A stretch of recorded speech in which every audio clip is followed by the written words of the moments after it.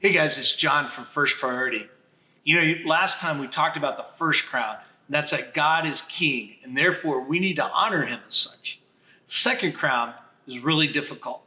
It's the idea that we try to put the crown on ourselves instead of on God. See, what happens when we do that is something called sin.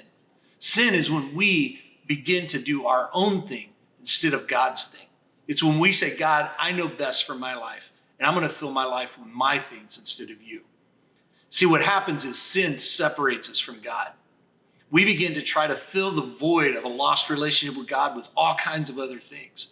It leads to brokenness and pain and emptiness. And so people turn to drugs, alcohol, relationship after relationship, trying to get as many Instagram likes as they can or find the most satisfaction just in their different hobbies. What happens is it's never enough. See, the Bible tells us that all of us have sinned and fallen short of God's glory. Every human being is guilty. Every one of us has disobeyed God and done our own thing. You think you're not guilty? Let me ask you a question. Have you ever lied? Have you ever stolen something? Have you ever cheated on a test? See, the Bible tells us we're all guilty of sin. And what happens is this. We try to cover up our sin.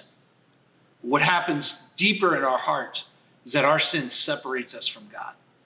We need to understand that God is king. He has authority. And we need to take the crown off of ourselves and get it back unto God.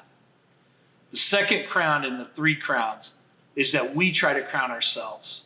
It never works. So let me ask you a question. How are you dealing with the sin in your life? Are you wearing the crown? Or are you putting it back on God's head where it rightly belongs?